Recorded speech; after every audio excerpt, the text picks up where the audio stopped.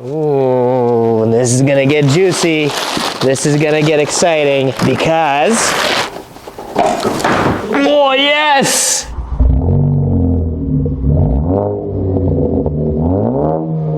Hey guys, Clayton from Stratified here with a tech tip. If you have a FA20 DIT WRX and you have a Cobb or a Grimspeed intake and you notice that the car is breaking up and it's intermittent, sometimes it happens, sometimes it doesn't.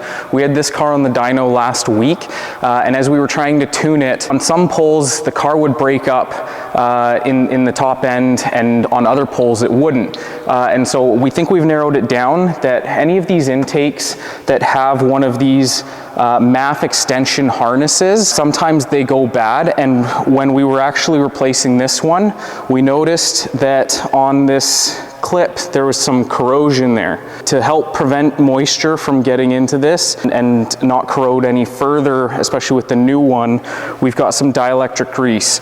Now dielectric grease isn't actually conductive, so you don't want to go overboard with it. It will help prevent moisture when it comes to these connections. All right, so we swapped out the MAF harness.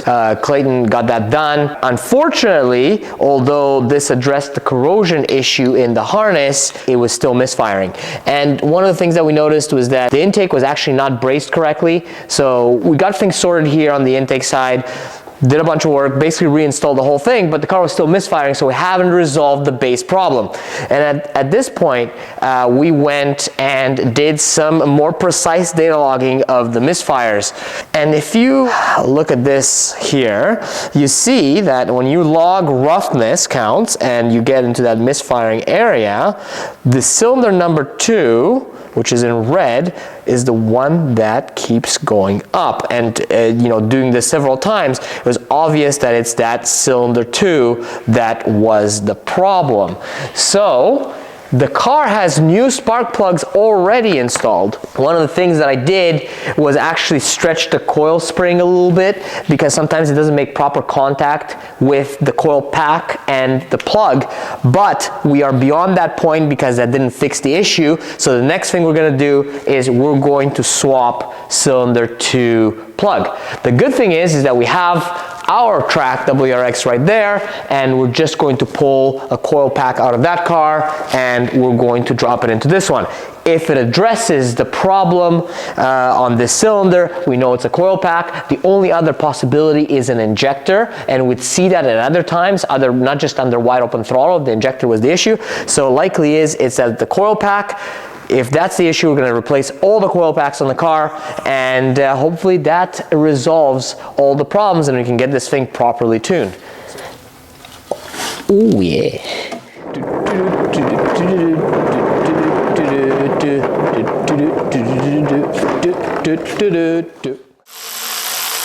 Spark. Coil packs are swapped. Let's see if she misfires.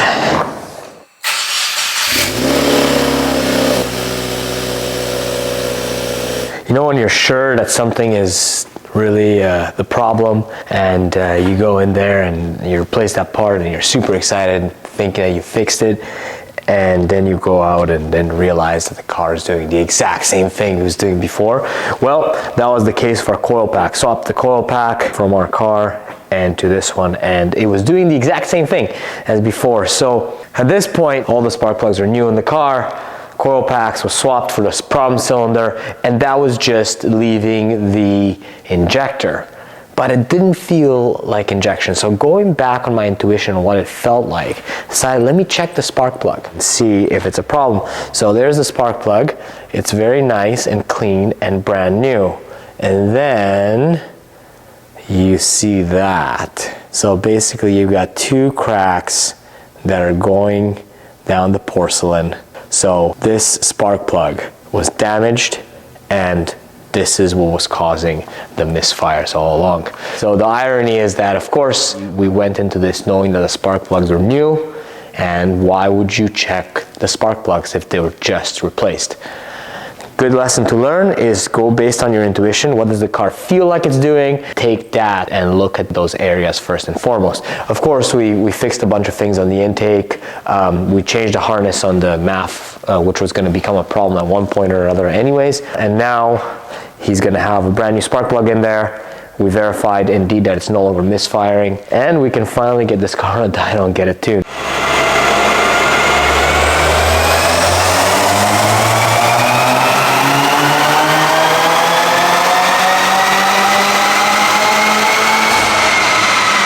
So we got Derek's car here on the dyno, and we're finally able to do back-to-back clean pulls. So before, the spark plug that we showed you guys in the shop there, it was not able to run more than about 15-16 psi, and even then sometimes you'd get it to break up. So at that level of 15-16 psi, this is as much power, the faint line here is as much power as we're able to get out of the car with it breaking up. Obviously a mechanical issue, but we dialed that in now with the replaced spark plug, so it's making the kind of power we expect this car to make, between 290-300 foot-pounds of torque peak at about 19 to 20 psi, and this is on 91 fuel, keep in mind, and then we're about 270 wheel horsepower on our Mustang dyno. So it is a low reading dyno. On a dyno jet, this car would go over 300 wheel horsepower. Very happy that it's now smooth, it's pulling well, it's doing what the FA motor should be doing, delivering enjoyment. So I'm very happy to have resolved this for Derek, our customer, and he's so happy about it. He wants to pick up our Cusco 1.5 RS rear diff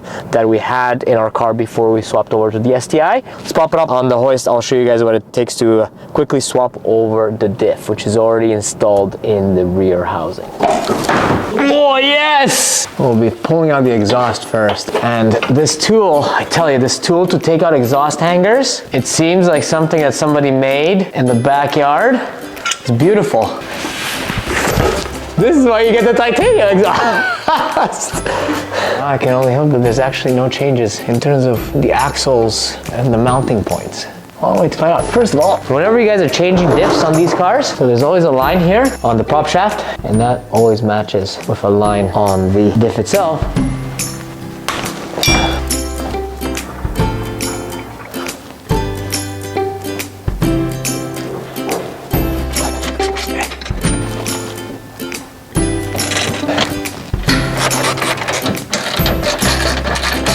Oh.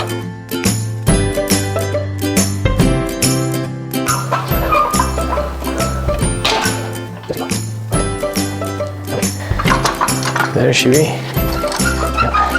Now, yeah, a bit up.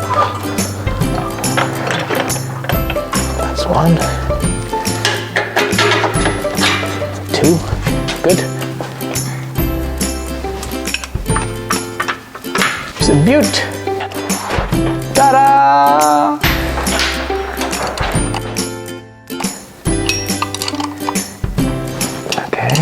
This is tight, this is tight, this is tight, this is tight, this is tight. So, the dust is cleared, and Derek, our customer, has left happily with a new diff. Well, a new to him diff, the diff that was in this car originally that had the Cusco 1.5 LSD. The car rotates so much nicer under power now. This is the old diff from his car.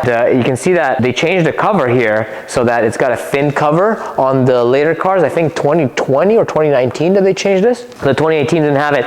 But the thing is that I would have swapped the cover over, but it doesn't have the drain and fill plug on here anymore. It has them on the side of the diff. So there's the drain and there's the fill. In that case, you need to reinstall the entire differential, and you can't just swap this. The good news is that the early car differential itself, the whole thing, does bolt right up to the newer cars. So if you find one that has a diff installed, because you can check out our old videos, you do have to grind part of the casing to get the Cusco to fit in there. So if you've got something that's already assembled, it does swap between all of these WRXs without any issues. It's just that you don't have the fin cover. You know, you have to forego this if you have the newer car. So he's happy, I'm happy, and not only that, but in exchange for the diff, actually Derek got us a little something here. I'll show you guys a quick sneak peek at what we're gonna be doing in our own WRX, which is patiently waiting for a change.